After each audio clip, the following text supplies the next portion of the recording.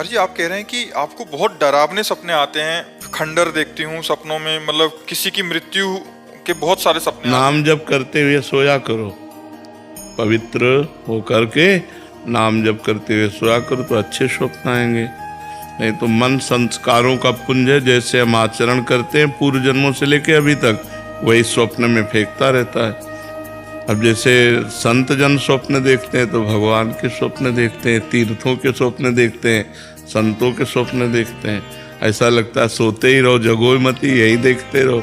मन जो है, जो उसके अंदर होता है, स्वप्न के समय वही फेंकता रहता है। सब मिथ्या है, कोई सत्य नहीं है।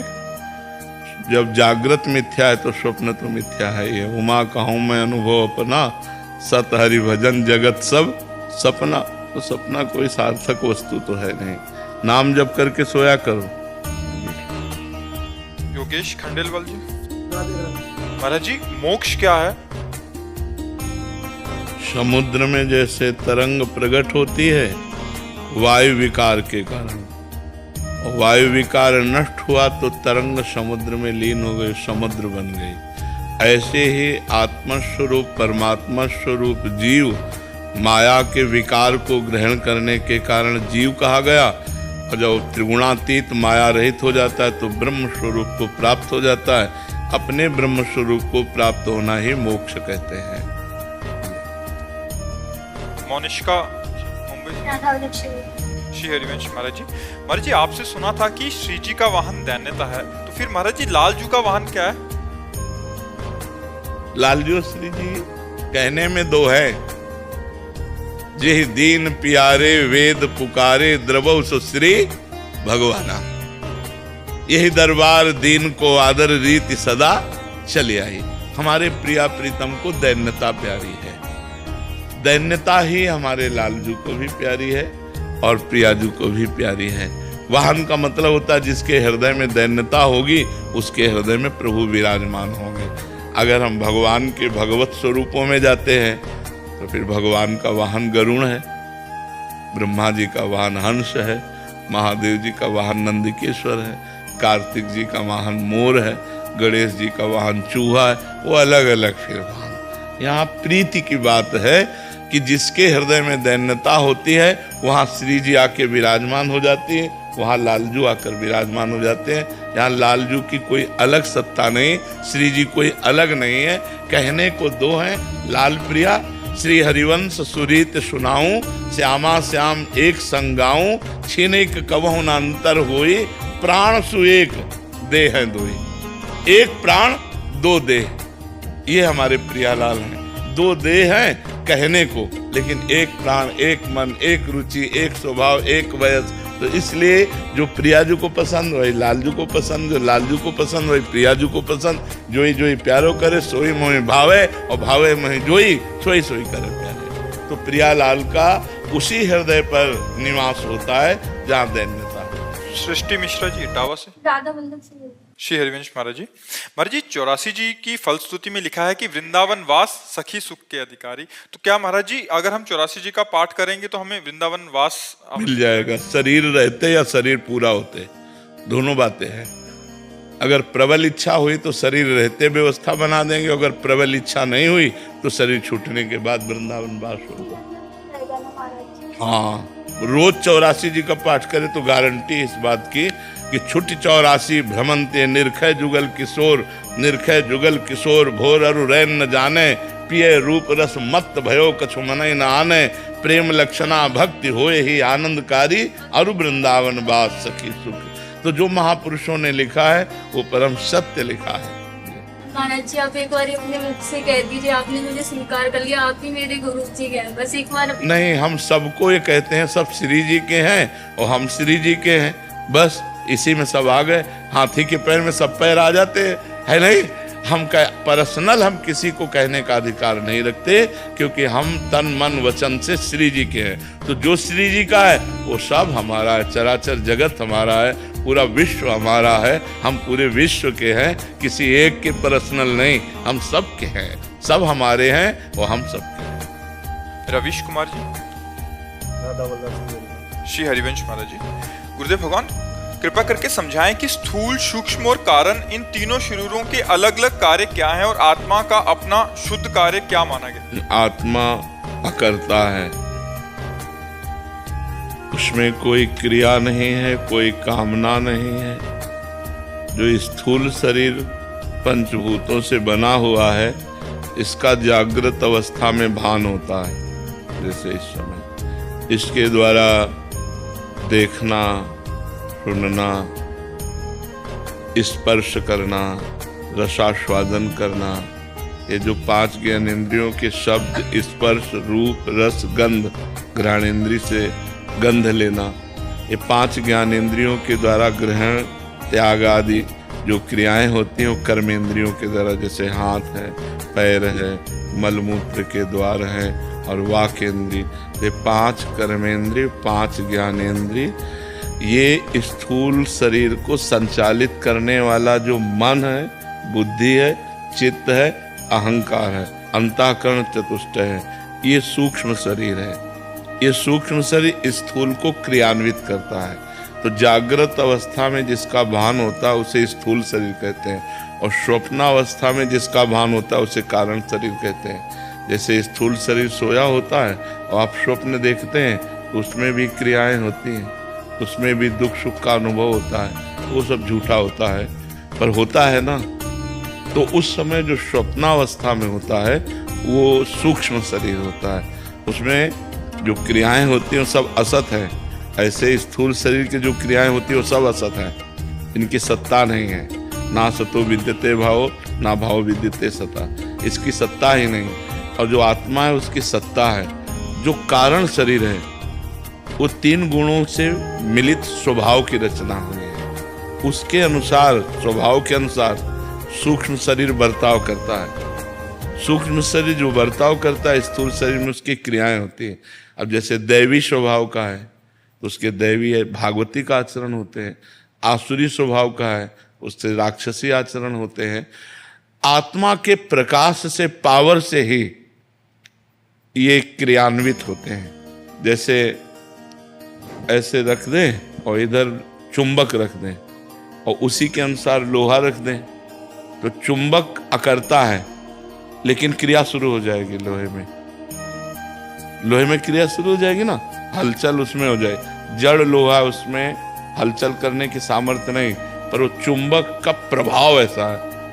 चुंबक की कोई कामना नहीं है कि उसमें हलचल हो, चुंबक कोई करता नहीं है कि उसमें हलचल हो, उसका प्रभाव ऐसा है।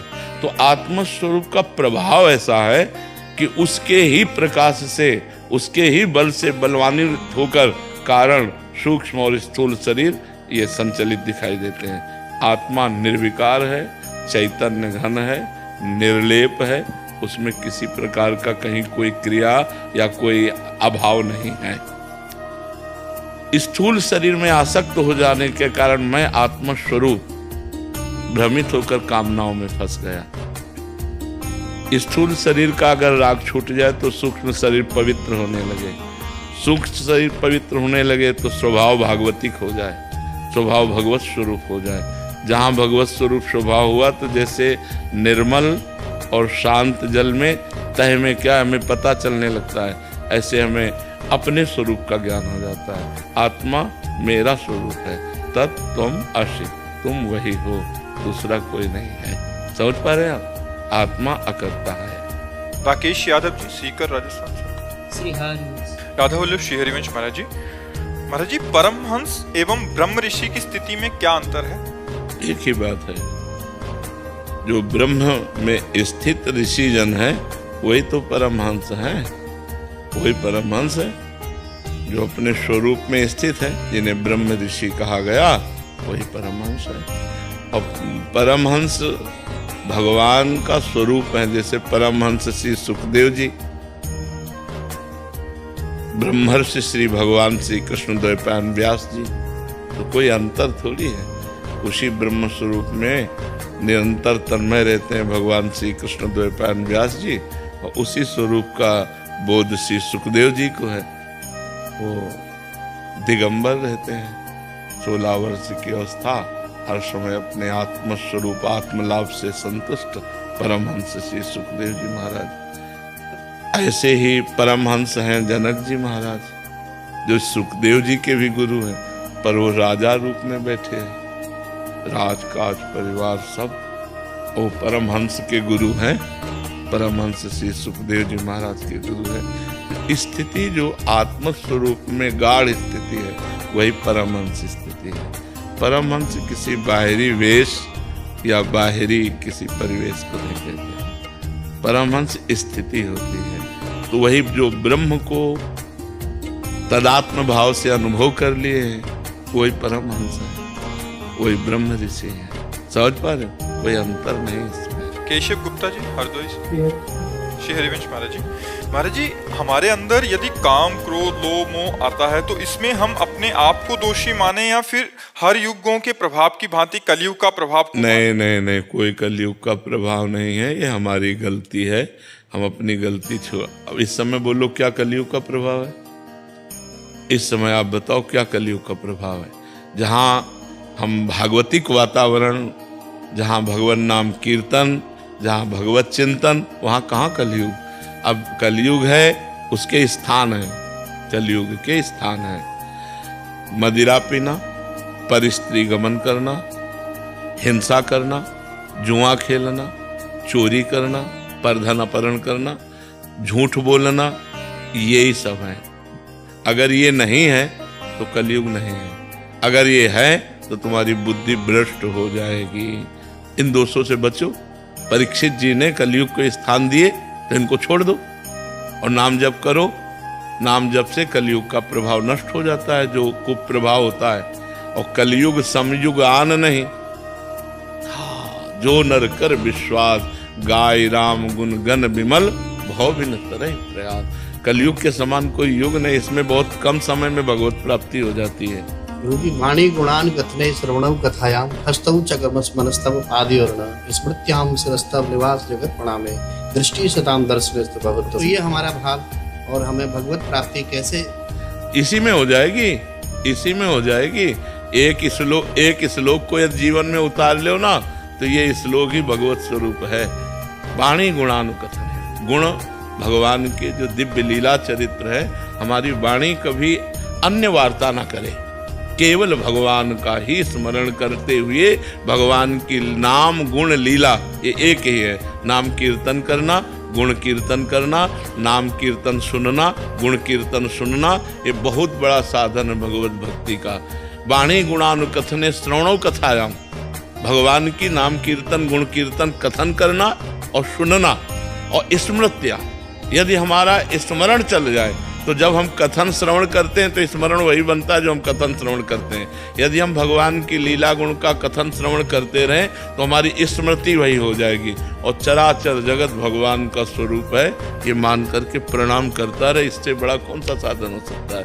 निरंतर भगवान का नाम जप, गुणों का गायन और श्रवण और भगवान की स्मृति में तन्मय, सारा जगत भगवत स्वरूप है, सब प्रणाम नमस्कार करता रहे। जो सामने आवे जड़ चैतन्य, सब में भगवान है, निश्चित भगवत प्राप्ति हो जाएगी। एक भी संशय नहीं, एक श्लोक उतार ले भगवत प्राप्ति हो जाएगी। सुनील कुमार जी अफ्रीका से। राधे राधे। राधे राधे महाराज जी। महाराज जी अध्यात्म मार्ग में सत्य क्या है? सत्य ही अध्यात्म मार्ग में। अध्यात्म मार्ग में सत्य क्या है? सत्य ही अध्यात्म मार्ग में सत्य क्या नहीं है? सत्य ही अध्यात्म मार्ग है। ना सतो विद्यते भाव, ना भाव विद्यते सता।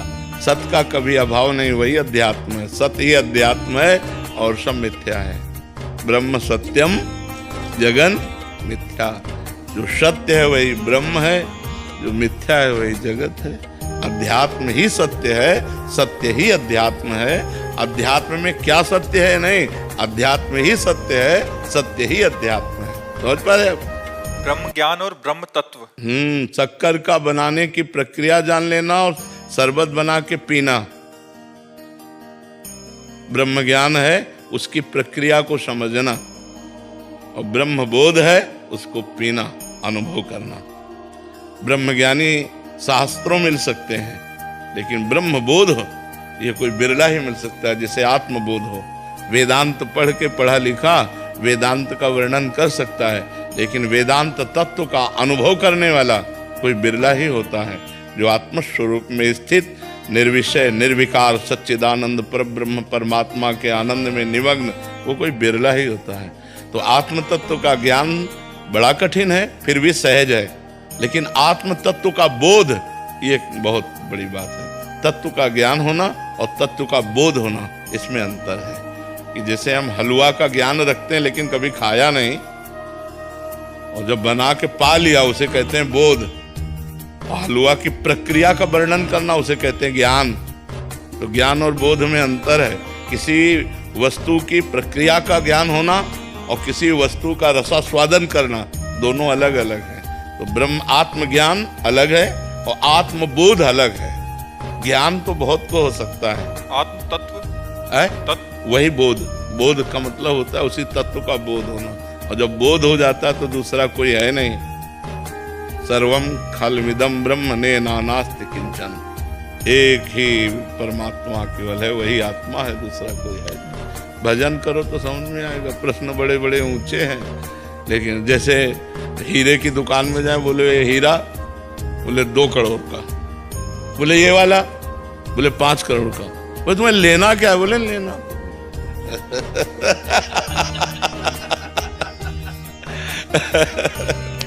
संत भगवान का प्रश्न है महाराज जी, ईश्वर की प्राप्ति कैसे करें महाराज? सबसे पहला उत्तर है प्रथम श्रद्धा। प्रथम हृदय श्रद्धा जो करे, आचार्यजन जाय अनुसरे। पहले श्रद्धा प्रकट करे और किसी महापुरुष का आश्रय ले। अगर भगवत प्राप्ति करनी है तो प्रथम श्रद्धावान लभते ज्ञानम तत्परा संयतेन्द्रिया ज्ञानम लब्ध्वा पराम शांति मचिरेणाधिगच्छति। श्रद्धा प्रकट करे गुरुजनों के प्रति, संत महापुरुषों के प्रति, शास्त्र के प्रति। शास्त्र का स्वाध्याय और संतों का संग, और उनकी वाणी से जो हमें ज्ञान हुआ उससे हम प्रयोग करें। अपनी इंद्रियों को असत मार्ग से हटाकर सत मार्ग में चलाएं। गंदे भोगों से बचा करके भगवान के चिंतन में हर इंद्री को, मन को संकल्प विकल्प रहित करें, जो भोगों के प्रति संकल्प विकल्प करता है, और निरंतर अंदर भगवान का चिंतन चले। अनन्य चेता सततम यो माम स्मरति नित्य सा तस्याहम सुलभा पार्थ नित्य उक्तस्य योगिना। मैं उसके लिए सुलभ हो जाता हूँ जो निरंतर मेरा अनन्य भाव से चिंतन करता है। अंदर निरंतर भगवदाकार वृत्ति हो व्यवहार करते समय भी। तो पहले गुरु का आश्रय श्रद्धा करके ले, फिर गुरु मंत्र का जप शुरू करे, साधना करे, और ऐसा मंत्र चलावे कि रात दिन मंत्र जैसे श्वासें चल रही वैसे मंत्र चलने लगे, भगवत प्राप्ति हो जाएगी। अनन्य चेता सततम यो माम स्मरति नित्य सा तस्याहम सुलभा। सुलभम है, भगवान कह रहे हैं मैं उसके लिए सुलभ हो जाता हूँ जो अनन्य चित्त से मेरा निरंतर स्मरण करता है। अनन्य चित्त से, एक भरोसो एक बल, एक आस विश्वास, एक राम घनश्याम हित चातक तुलसीदास। चातक की भांति निरंतर परमात्मा चिंतन, उसे भगवत प्राप्ति हो जाती है, उसे ईश्वर की प्राप्ति हो जाती है। बाबा अब मैं ये कह रहा हूँ बाबा कि जैसे भगवान की ईश्वर की प्राप्ति के लिए पहले अपने आप को तो जानना पड़ेगा, हम कौन है। दर्पण सामने आते ही अपना चेहरा नजर आ जाता है। दर्पण सामने आते ही अपना चेहरा नजर आ जाता, हम कैसे, हमें पता नहीं चलेगा, लेकिन दर्पण सामने आया तो समझ में आ गया ना। ऐसे ही परमात्म ज्ञान दर्पण की भांति है। जब हमें भगवान का साक्षात्कार होता है तो मम दर्शन फल परम अनुपा जीव पाव निज सहज स्वरूपा। मेरे दर्शन का फल है, तत्काल अपना बोध हो जाता है। महाराज जी मैं ये कह रहा था कि सब लोग आते हैं, इनके अंदर इतना भाव प्रेम देखते हैं हम जी, वो हम जहाँ वृंदावन में जन्म लिया है हमने, गोस्वामी तुलसी हैं जी, पर वो भाव हमारे अंदर प्रकट क्यों नहीं होता? नहीं, उससे 1000 गुना आपके अंदर, लेकिन समझ में नहीं आता। जब इत्र की दुकान में कोई एकदम जाए तो खुशबू लगती, लेकिन इत्र बेचने वाले को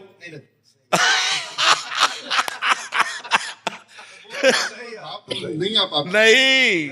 जैसे आप बताया ना कि इत्र की दुकान के यार बहुत कुछ, लेकिन जो इत्र बेच रहा है, आप इत्र बेचने वाले हैं। आप वृंदावन वासी भगवत स्वरूप है। अब आपको लीलाओं का चिंतन हो तब आनंद मिले। अब कोई नया इत्र खुले बढ़िया तो उसको लगेगा अब ये जिस लेवल में आनंद ले रहे हैं उस लेवल को आप पार कर चुके हैं। आप वृंदावन वासी हैं, यहाँ के जन्म लेकर के रात दिन आराधना में तत्पर हैं। अब आपको लीला चिंतन का सुख मिले तो समझ में आएगा। अब 100 ग्राम की लेवल हो चुकी है, अब आप 200 ग्राम में बढ़े तब समझ में आएगा। ये मानना कि हम वृंदावन वासी, हमारे अंदर आनंद नहीं, आपका आनंद लेवल बढ़ गया है, आपका आनंद लेवल है। आप भगवत धाम वासी हैं, निरंतर शिव और हरि की उपासना करते हैं, तो आपके आनंद की क्या महिमा का वर्णन करें। हमारे वृंदावन में अगर वास है, हम लोगों का मथुरा वास है, तो ये प्रभु की कृपा ही है। बिल्कुल। श्री राधिका जिनको वृंदा विपिन है, कृपा तिनय की होए, वृंदावन में तवै तो रहन पाई है सोए। बिना लाडली लाल की कृपा के वृंदावन वास हो ही नहीं सकता। हाँ, मित वाल्मीकि जी। राधे राधे गुरु जी। राधे राधे महाराज जी। महाराज जी, हमारी पुरातन संस्कृति का वर्तमान भौतिकवादी परिवेश में सामंजस्य कैसे बिठाया जाए महाराज जी? नहीं बैठ सकता, नहीं बैठ सकता। कैसे बैठेगा आप बताओ? जहां चरित्र की प्रधानता है जिस संस्कृति में, वहां चरित्रहीन की कैसे बात बन सकती है? नहीं, हम तो कई बार सुना चुके हैं, कभी ये बात बता चुके हैं, money is loss, nothing is loss, health is loss, something is loss, और character is loss, everything is loss.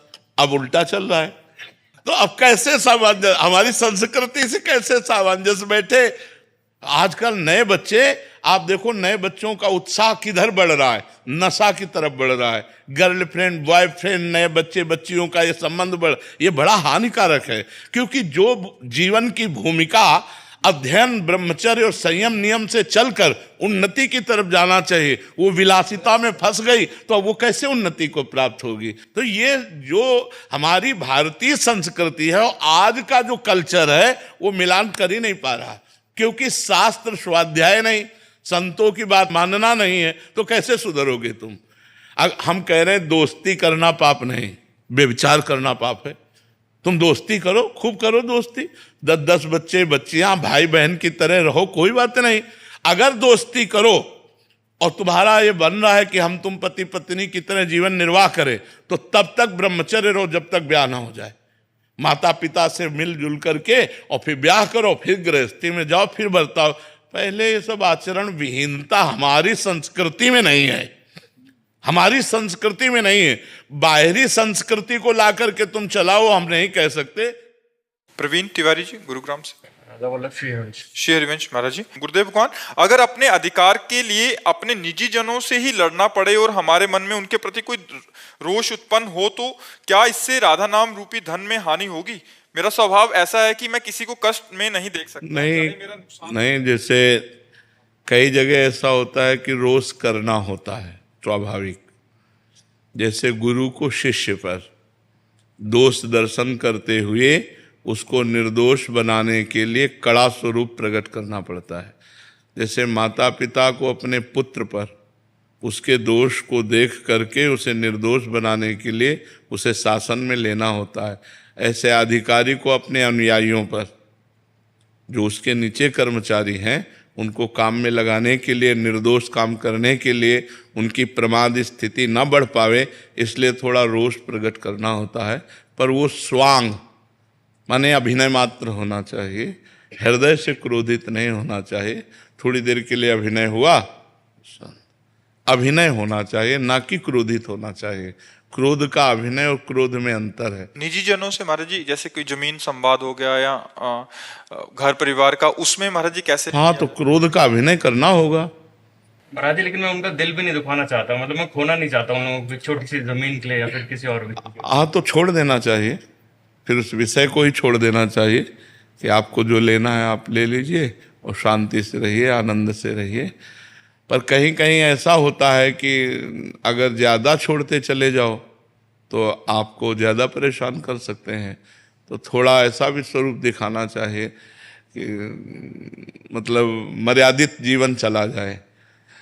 ज़्यादा दया भी ठीक नहीं होती और ज़्यादा कठोरता भी नहीं ठीक होती, तो उचित कठोरता के साथ दया का प्रयोग करें तो अच्छा रहता है।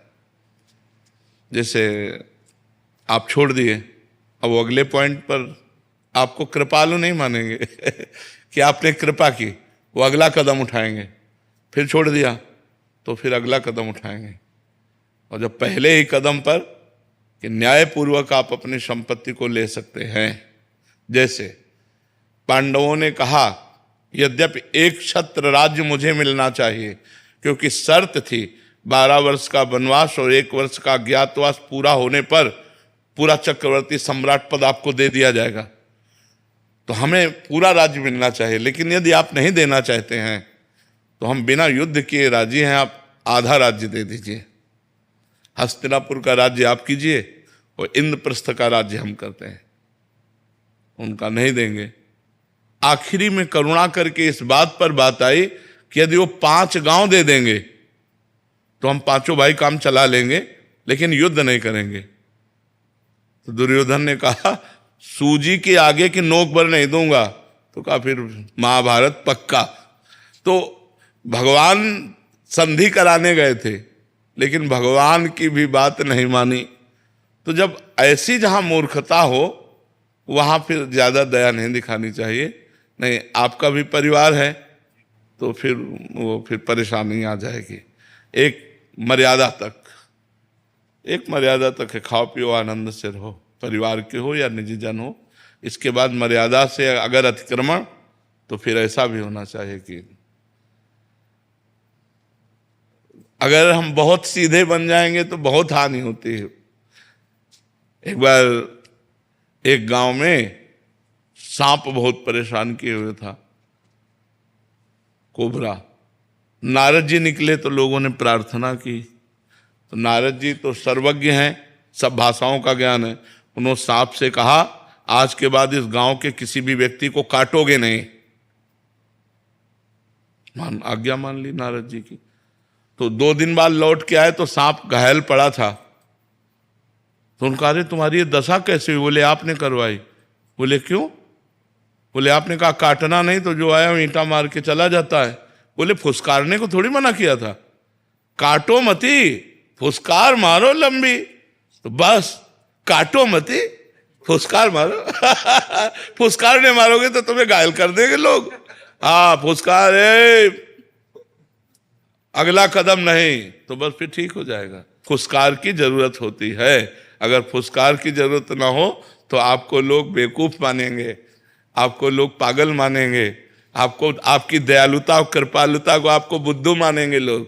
संसार का ऐसा क्षेत्र है, इसमें ज्यादा कृपालुता और दयालुता नहीं दिखाई जाती, इसमें धर्म पूर्वक निर्णय किया जाता है। हाँ कहीं ऐसे ठीक है आप ले जाओ खाओ पियो, लेकिन अगला कदम अगर उनका बढ़े तो फिर उसका विरोध होना चाहिए, क्योंकि परिवार है। अगर ऐसे होगा तो बहुत ही विचित्र है। वो चाहते हैं हमारा विरोध करो, तो जो ऐसे चाहने वाली क्रिया करे तो फिर उनको फुसकार वाली, वही नारद जी वाली बात दिखा देनी चाहिए कि फुसकार करना चाहिए, अंदर से क्रोध नहीं करना चाहिए। देखो भगवान ने बचाने की कोशिश की कि दोनों भाइयों में युद्ध ना हो। दोनों भाई ही तो हैं, पांडु और धृतराष्ट्र के ही तो पुत्र हैं, तो बिल्कुल एक घर ही तो है। लेकिन फिर विनाश हुआ, पूरे कौरवों का विनाश हुआ। तो अगर हमें जरूरत पड़े तो दया करना चाहिए और जरूरत पड़े तो कठोरता भी करनी चाहिए। स्नेहा जी, राधे राधे महाराज जी। महाराज जी, बिस्तर पर बैठकर हम नाम जप कर सकते हैं क्या? हाँ जरूर कर सकते हैं, शौचालय में भी बैठकर कर सकते हैं। अपवित्र पवित्रो वा सर्वावस्थांगतोपि वह या स्मरेत पुंडरीकाक्षम सवायाभ्यंतरा शुचि। वाय और अभ्यंतर से परम पवित्र रहता है जो भगवान का नाम जप करता है। गुरुमंत्र नहीं जप सकते। जिस विस्तर पर गृहस्थ धर्म का प्रयोग होता है उस विस्तर पर गुरुमंत्र नहीं जप सकते, शौचालय में गुरुमंत्र नहीं जप सकते, अपवित्र दशा में गुरुमंत्र नहीं जप सकते। लेकिन नाम ऐसी दशा में भी नाम जपा जा सकता है, शौचालय में भी नाम जपा जा सकता है, उस बिस्तर पर भी बैठकर नाम जपा जा सकता है। कपिल जी, सिकंदराबाद। श्री हरिवंश महाराज जी, गोस्वामी तुलसीदास जी महाराज जी कहते हैं कि जा पर कृपा राम की हुई ता पर कृपा करें सब कोई। महाराज जी, लेकिन महाराज जी फिर भी देखा जाता है कि लोग पूर्व में भी और अभी भी भगवत प्राप्त महापुरुषों से भी द्वेष करने लग जाते हैं। महाराज जी, ऐसा इसका भाव या इसका रहस्य क्या है? देखो, द्वेष करना भी कृपा है हमारे लिए। आपकी दृष्टि में ऐसा लग सकता है कि अकृपा है, वो व्यक्ति उस भागवतिक पुरुष के ऊपर अकृपा कर रहा है जो द्वेष कर रहा है। लेकिन भागवतिक दृष्टि से देखो तो कृपा कर रहा है। वो द्वेष करके जब प्रतिकूलता और अपमान करेगा तो उसको अपनी स्थिति का अनुभव होता है। जब हृदय शांत और निर्विकार होता है तो वो उसकी स्थिति का अनुभव कराने में, स्थिति को परिपक्व करने में सहयोगी हुआ तो कृपा हुई कि नहीं हुई। मान लो आप अपमान करते हैं और हमारी मुस्कुराहट ज्यों की त्यों रहती है, हमारे हृदय में कोई हलचल नहीं होती, तो आप हमारी स्थिति का बोध कराने वाले हुए ना, तो आप कृपा की ना हमें हमारे ऊपर, इसलिए अकृपा है नहीं। सब पर भगवान की जो कृपा है वो सब तरह से आती है। भगवान की कृपा अनुकूलता में भी है और प्रतिकूलता में भी है, सम्मान में भी है, अपमान में भी है, आदर निरादर, निंदा स्तुति, सब में भगवान की कृपा को जो देखता है वही वास्तविक देखता है। जो ऐसा नहीं देखता अभी उसकी दृष्टि ठीक नहीं है।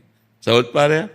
एक शिष्य जो उनसे समर्पित है उसका क्या कर्तव्य है? अगर कोई उनके गुरु की निंदा करता है तो कान में अंगुली डाल के चल देना चाहिए, क्योंकि संसार की अलग अलग दृष्टि है। तो वो अपनी दृष्टि में है, लेकिन हम देख रहे हैं हमारे भगवान इस रूप में भी है, हमारे भगवान इस रूप में है। तो निंदा और प्रशंसा ये सबकी होती रहती है, भगवान से लेकर के भगवत भक्तों से लेकर सबकी। तो उनमें से जिनकी दैवी बुद्धि होती है वो तो श्रद्धा करते हैं, और जो आसुरी बुद्धि के लोग होते हैं वो अपने आप द्वेष करते हैं संतों से। वो बुराइयां ढूंढ करके बुराइयों का वर्णन करते हैं, अपनी मानसिकता की बुराइयां। तो हमारे जैसे गुरुदेव की कोई निंदा करे तो संत शंभु श्रीपद अपवादा, कही सुनी तहां अस मर्यादा, काटी जीभ तासु जो बसाई, श्रवण मूंदी न त चले पराई। तो हमको दूसरा पक्ष अच्छा लगता है, तो कान मूंदी न तो चले पराई, श्रवण मूंदी न तो चले, कान में अंगुली डाले राधा राधा, वहां से चल दे, खत्म। वो उसका विचार है, वो उसकी धारणा है, हमको अपने भाव से चल देना चाहिए। आज तक कभी एक पक्ष नहीं मिला, दो पक्ष सदैव रहे, इसीलिए इसका नाम दुनिया है। भगवान श्री कृष्ण को भीष्मादि महापुरुष परब्रह्म परमात्म तत्व देखते थे, और दुर्योधन, वही दुर्योधन भगवान की निंदा करता था, भगवान को बंदी बनाने की सोचा, क्या क्या नहीं भगवान के प्रति उसने भाव किया। तो जैसी बुद्धि होती है दैवी या आसुरी, वैसे ही हमारा दर्शन होता है। जो आसुरी पुरुष आसुरी वृत्ति के हैं वे संतों का अपमान करेंगे, वे निंदा करेंगे, अवहेलना करेंगे। जो दैवी संपदा वाले हैं वे सम्मान करेंगे, आदर करेंगे, भगवान के समान उन्हें पूज्य मानेंगे। तो हमको जानना है कि आसुरी वृत्ति का है, ऐसा मानकर छोड़ देते हैं। जैसे पागल आदमी गाली दे तो हम उस पर ध्यान नहीं देते, ऐसे ही कोई गुरु की निंदा करे, संत की निंदा करे, हम उसकी बातों पर ध्यान नहीं देते, चल देते हैं। बातुल भूत विवश मतवारे, ते नहीं बोले ही बचन विचारे, तिनकर कहा सुनी नहीं काना। जो बुद्धि शुद्ध नहीं है तो कुछ भी बोल सकते हैं, कुछ भी बोल सकते हैं। तो इसलिए हमको उनकी बातें नहीं सुननी चाहिए, वहां से चल देना चाहिए, न क्रोध करना चाहिए, न जवाब देना चाहिए। उत्तम बातें का बहुत सारे चरित्र आपके श्रीमुख से सुने हैं, तो भक्तों के चरित्र में बहुत बड़ी बड़ी प्रतिकूलताएं आती हैं, एक अन्य सामान्य जीव से बहुत बड़े स्तर की। तुलसीदास जी महाराज जी हों, मीरा जी महाराज हों, नामदेव जी, सुखुबाई, मतलब वो एक वैसे सच्ची बात समझो, ये प्रतिकूलता करने वाले डंडे हैं और इनके ऊपर फहराता है भक्तों का झंडा। अगर प्रतिकूलता ना हो तो इतनी ख्याति संतों की ना हो, संतों की ख्याति ही होती प्रतिकूलता से। अगर मीरा जी को उनका देवर इतनी प्रतिकूलता न देता तो मीरा जी की महिमा प्रकाशित नहीं होती। हिरण्यकश्यप प्रहलाद जी को इतना कष्ट न देता तो महान भक्तराज प्रहलाद की इतनी महिमा प्रकाशित ना होती। तो थोड़ी देर के लिए हमें दिखाई देता है कि ये भक्त को नीचा दिखा रहे हैं, लेकिन सही बात मानो तो भक्त को ऊंचा फहराने वाले वही लोग होते हैं जो उनकी कड़ी निंदा करते हैं, उनका कड़ा विरोध करते हैं, वही प्रकाशित कर देते हैं। ये भी भगवत प्रेरित होते हैं। नहीं तो किसकी सामर्थ्य है सीम की चाप सके को तासु, बड़ रखवार रमापति जासु। भगवान के दास का कोई बाल बांका भी कर सके, किसकी ताकत है? एक तरफ भगवान भक्ति की रक्षा का कवच बनते हैं और दूसरी तरफ दुष्ट को पावर देते हैं कि गाली दो, निंदा करो, उन्हीं का बल है। नहीं तो किसकी सामर्थ्य है? वैष्णव अपराध, भक्त अपराध, संत अपराध, साधु अवज्ञा तुरंत भवानी, कर कल्याण अखिल के हानि, उसी समय उसका नाश हो जाए। लेकिन भगवान उसको बल देते हैं, क्यों? भक्ति की महिमा प्रकाशित करने के लिए, कि मेरे भक्त में इतनी सामर्थ्य होती है। ये तभी समझ में आता है जब कोई विरोधी विरोध करता है। फिर उसके ही अंत में देखा जाता है कि महाराज जी जो विरोध कर रहा है वो उसका भी पतन हो जाता है महाराज जी। हाँ, क्योंकि विरोध करने से मतलब थोड़ा लंबा समय लगता है। हाँ, नाश तो बिल्कुल बिल्कुल सर। वो तो वैष्णव निंदा या वैष्णव अपराध वज्र की लीक है, उसे भोगना पड़ेगा। वो किसी प्रायश्चित से नष्ट नहीं होता, उसे अवश्य में भोक्तव्यम कृतम कर्म शुभाशुभम, ये बिल्कुल भोगना पड़ता है। इसलिए बहुत सावधान रहे। संतों को पहचानना बहुत कठिन है। संतों के कई परिवेश होते हैं, बताया नहीं? जैसे एक संत हैं जो नंगे घूम रहे हैं, श्री सुखदेव जी, और एक संत है जो राजा बने बैठे हुए हैं, जनक जी। एक संत हैं जो केवल दुर्वांकुर दूर का रस पीते हैं, दुर्वासा जी, और एक संत है अम्बरीश जी, चक्रवर्ती सम्राट है। दुर्वासा जी को भी भ्रम हो गया कि अम्बरीश ऐसा कैसे हो सकता है, और सुदर्शन चक्र हर समय अम्बरीश जी की सुरक्षा मिला। संत वेश से नहीं मिला, नहीं, संत स्थिति कहते हैं। वेश मात्र में तो भुलावा भी हो सकता है, छलावा भी हो सकता है, लेकिन संत स्थिति होती है। अगर बिल्कुल बिल्कुल, वो पैंट शर्ट में भी है और स्थिति है तो वो संत है।